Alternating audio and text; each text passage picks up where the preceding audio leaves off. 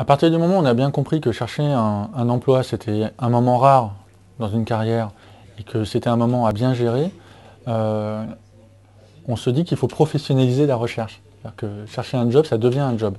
Et à partir de ce moment-là, il y a des techniques, euh, des modes d'organisation qui permettent de s'assurer d'être le plus professionnel possible dans la recherche d'emploi. La donnée la plus importante, c'est l'organisation de son temps.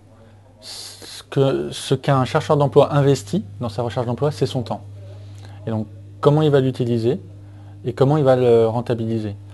Et là, on a mis au point une méthodologie qui permet non seulement de s'assurer que l'on n'exclut pas de pistes et de typologies de métiers qui pourraient nous correspondre, et en même temps de bien organiser son temps. C'est quelque chose qui fait qu'en moins de 6 mois, on est sûr de trouver un poste qui nous correspond.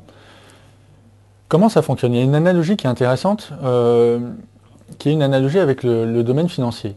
Un conseiller en investissement, quand il va travailler sur un portefeuille boursier, qu'est-ce qu'il fait? Il va équilibrer son risque.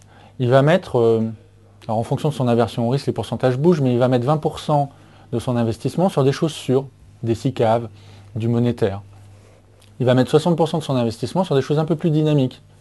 C'est généralement des valeurs connues comme, je sais pas moi, du France Télécom, du ArcelorMittal.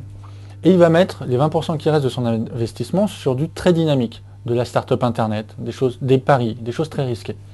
Pourquoi il fait ça? Parce qu'en équilibrant son risque, il se donne l'opportunité de gagner un gros pari et de faire un coup d'éclat, mais il se donne aussi l'assurance que si jamais ce coup de chance n'arrive pas, il a rentabilisé son investissement.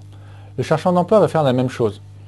Sauf que le chercheur d'emploi, comme on l'a dit, n'investit pas de l'argent, il investit du temps. Et dans quoi il va investir du temps? Pour le financier, c'est facile. Les produits boursiers existent, ils sont référencés. Le chercheur d'emploi, lui, il va devoir passer du temps dans la recherche d'un poste. Mais quel poste? Eh bien, il faut faire cette cartographie des postes, d'avoir cette vraie réflexion, sans se demander si le marché est prêt à comprendre ce qu'on est en train de lui demander, de se dire quels sont les 20% de postes les plus sûrs pour moi. C'est généralement le meilleur moyen de savoir si on est dans cette catégorie-là. C'est les postes où on n'est pas forcément très heureux d'y aller le matin, mais on n'en fait pas une dépression non plus.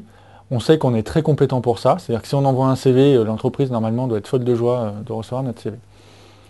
Les 60% du milieu, c'est le dynamique. Donc c'est les postes qui sont dans l'évolution classique de ce que l'on a fait, soit en vertical, soit en transversal, c'est-à-dire soit en évolution vers du management, soit en changeant de secteur, passer du marketing au commercial, qui sont les postes pour lesquels normalement, si vous envoyez votre CV, vous avez un fort taux de retour, parce que vous êtes typiquement dans l'évolution attendue par le recruteur.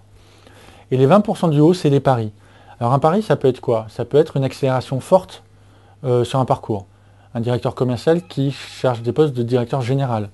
Mais ça peut être aussi des changements complets de direction. Un administrateur de base de données qui veut devenir orthophoniste. C'est des cas qu'on a eu, hein, et en plus ça a fonctionné.